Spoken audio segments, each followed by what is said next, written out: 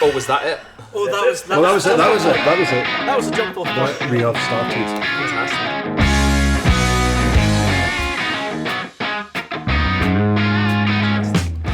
Right, so we just watched it. Yeah. What's your thoughts? I hated it. No, I really enjoyed it. It was really fun. It's really nice to get to see, labour of love come to life like that, especially and like it really did come from. I mean, speaking for Gerlof and Si, like it started on the off chance of me being available on the weekend working with Si on previous films, and it was an unconventional launch point because we started in what we didn't know was the middle at the time. Yeah. And it really was me and Mark doing this short thing over a weekend and getting calls from girls being like, I think it needs to be more. I think there's more needs to happen. And I was only present for the first part of the shooting until later. So seeing how it grew arms and legs and then slowly involving yourself. Mad how it became a corner shop, little tiny wee thing to growing arms and legs and becoming, there's another actor, and now we've got lighting involved and we've got a sound tech, and now we're doing interviews about the bloody film. But your line there is brilliant. We need you for 10 more minutes, he says. Yeah. There is no such thing as 10 minutes. No. Give a day, give 2 days, give a week, and then you sit and we watch it and you think, I remember that, but that's not what I saw. But they've turned it into just something majestic.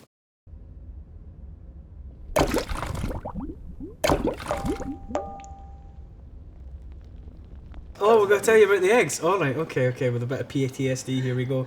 So, how overboiled were those eggs again? So obviously, as anyone working on a film will know, it's a lot of hanging around and a lot of setup. And while we were setting up lights or figuring out how to frame a certain shot or getting the light under the door just right or whether we're going to use fucking dry ice, the eggs are still boiling on the hob in this Airbnb until about 20 minutes later, I was like, oh god, and that hob's still on. And cut to the actual egg scene of just peeling these blanched eggs and then having to shove it in your poor wee mouth. My poor wee mouth, honestly. Oh my god, they were horrible. Tell me you like boiled eggs! Thanks for that. But it was like when you got that second one in there and I choked on it a wee bit and we coughed, it went up my nose. And then you're retching, I'm retching, so the entire room stinks of egg and it's just me and you going and Gerlof going, alright, one more shot, it'll be great, it'll be fine, just one more, I think we've got another egg. I love the Perspex glass bit as well. Oh god, to god, the camera. just bless Simon. I mean, I've worked on Simon a couple other films previously. I mean, that last shot of just this violent kicking brutal priest, and I'm like, god damn, that is beautiful. Well, do you know the irony about the kicking bit was the brief was maybe kick him twice, maybe slap him once and walk away. And I thought, nah, fuck that. I've got Vinnie Jones here, lock, stock, boot of car.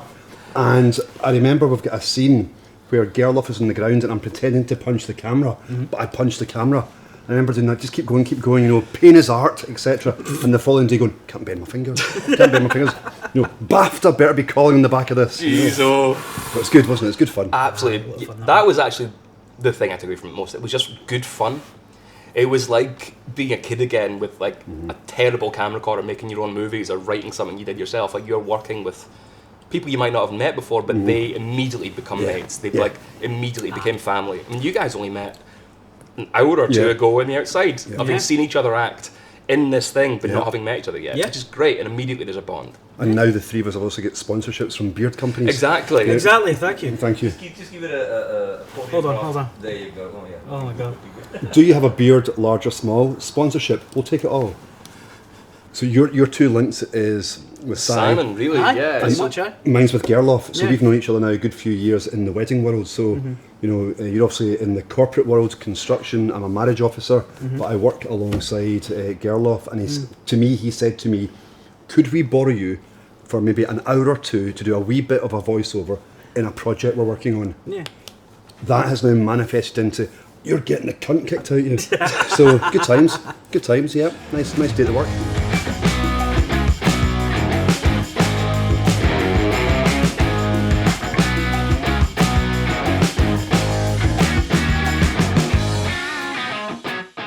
It's a brilliant question. I think they absolutely love it because anytime I put up the wee trailers or the teasers or the posters. Literally, it's funny. I can put up a picture about a couple, nobody gives a shit. Here's me at a wedding, nobody cares. You put up things that you do as a person, as a hobby, as an interest for fun. Amazing. So much love and attention and questions and queries. I was very not lucky enough to last year be on The Apprentice, and it was only a wee cameo for a couple of minutes, but out the back of that, my couples got in touch and went, he has clearly got something wrong with him. We cannot wait for him to marry them. And this just takes it up a level. Blood on knuckles, blood on face. 100%. Brilliant. So good. No, yeah. And I think that's kind of what my takeaway has been, and I've said my takeaway is, you don't need to have studied this. You can just be a natural performer and find a good team around you who want to encourage that and help it grow. And your own experiences, whatever it is you do, there's a certain level of performance in it. I mean, you're a marriage officer, you're marrying people, you're a natural performer in terms of this massive event in people's lives. Mark, you work in insurance, you're just a natural liar. Yeah, exactly. That's exactly it. But no, you're right though. You touched on a point earlier as well when you were talking about how it's kind of like when you were younger and you were doing make believe and you were, putting on films and stuff with your friends. That's exactly kind of what acting is. Yeah. Like anybody can act. Yeah. You've been acting since you were a kid. You've been playing pretend for years. God, you just yeah. don't stop. Yeah. And it's actually nice to kind of rediscover that, even if it's the first thing you ever do or anything like that. Being Absolutely. like, I'm just a kid again, being a kid and playing make-believe and having other people help me with it is great. Yeah. It's just not taking yourself seriously. Being the group of people that have got your back. Aye. If you make a mistake, you put your hands up. If you get it right, then Yeah, 100%. great. It's just having fun.